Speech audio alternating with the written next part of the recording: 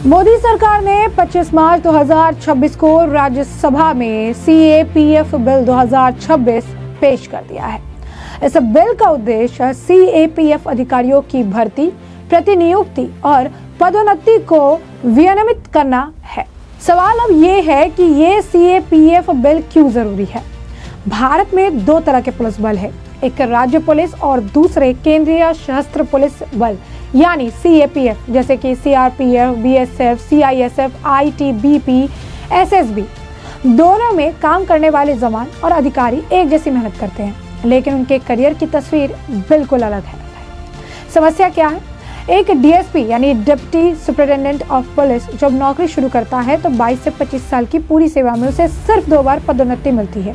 पहली पदोन्नति जो है एडिशनल एसपी बनने पे लग जाती है और दूसरी एसपी बनने में।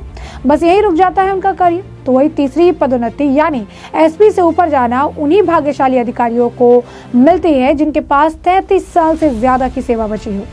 और ये इतना दुर्लभ है कि जो आईपीएस में आपको बता दें कि जो आईपीएस में इंडक्ट होते हैं वे भी अधिकतर डीआईजी यानी पुलिस उप महानिरीक्षक के पद से ही रिटायर हो जाते हैं।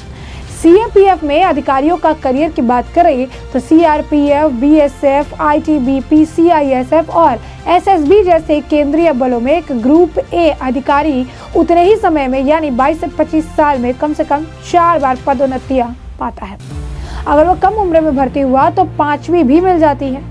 एसी से डिप्टी कमांडेंट, डिप्टी कमांडेंट से 2IC, 2IC से कमांडेंट और कमांडेंट से डीआईजी और डीआईजी से आईजी। ये पूरा सफर उतने ही वर्षों में तय हो जाता है जिसमें राज्य पुलिस का अधिकारी दूसरी पदोन्नति के लिए तरसता रह जाता है। डीपीसी यानी विभागीय पदोन्नति समिति हर साल बैठती है और यह सुनिश्चित करती है कि प्रमोशन समय पर मिले। जहां रुकावट आती है उनके पीछे 3 कारण होते हैं। अदालत में कोई मामला चल रहा हो, वरिष्ठता को लेकर विवाद हो या विजिलेंस और अनुशासनिक कार्रवाई चल रही हो। जवानों यानी कि कांस्टेबल्स का हाल, राज्य पुलिस में तैनात लगभग 90% कांस्टेबल पूरी नौकरी में सिर्फ 2 बार पदोन्नत होता है।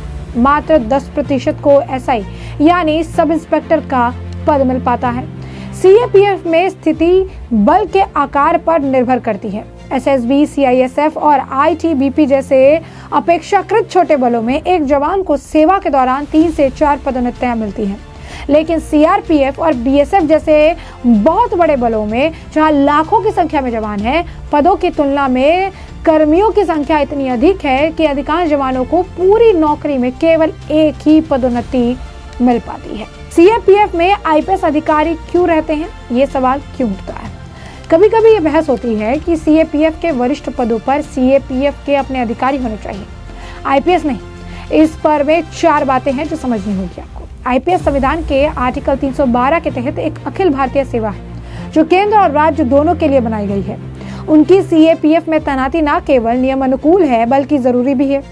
सीएपीएफ और राज्य पुलिस कंधे से कंधे मिलाकर काम करते हैं, खासकर अतिरिक्त सुरक्षा, सीमा सुरक्षा और नक्सल जैसे ऑपरेशन में। दोनों में आईपीएस अधिकारियों की मौजूदगी से तालमेल बना रहता है, वरना 2 अलग अलग संस्कृतियां एक साथ काम नहीं कर पाती। आईपीएस अधिकारी राज्य पुलिस में एसपी और डीआईजी जैसे पदों पर वर्षों काम करते हैं।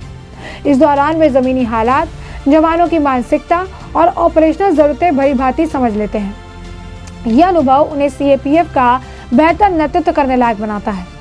राष्ट्रीय सुरक्षा, देश की संघीय व्यवस्था और सीएपीएफ की जरूरतों को देखते हुए आईपीएस अधिकारियों की मौजूदगी सीएपीएफ की संरचना का एक स्वाभाविक और जरूरी हिस्सा है। तो सीएपीएफ बिल आखिर क्यों लाया गया है, इसके बारे में भी समझिए। अब तक सीएपीएफ में भर्ती, पदोन्नति, सेवा शर्तें और कैडर प्रबंधन के लिए कोई एकीकृत और स्पष्ट कानून ढांचा नहीं है। अलग अलग नियम, अलग अलग बलों के लिए अलग अलग व्यवस्थाएं। इससे ना जवान को निश्चितता मिलती है और ना अधिकारियों को। ये बिल इसी खालीपन को भरता है। ये सीएपीएफ के लाखों जवानों और अधिकारियों को एक स्पष्ट, पारदर्शी और कानूनी रूप से मान्यता प्राप्त व्यवस्था देता है, जहां समय पर पदोन्नति हो, जहां अधिकारी तय हो और जहां पूरा ढांचा राष्ट्रीय सुरक्षा की जरूरतों के हिसाब से मजबूती से खड़ा रहे। पिछले कुछ वर्षों में अमित शाह ने लगातार अतिरिक्त सुरक्षा को मजबूत करने, सीएपीएफ को आधुनिक बनाने और जवानों की स्थितियों को बेहतर करने पर जोर दिया है। सीएपीएफ बिल उसी बड़ी सोच का हिस्सा माना जा रहा है जहां सिर्फ ऑपरेशन नहीं बल्कि सिस्टम को भी मजबूत किया जा रहा है।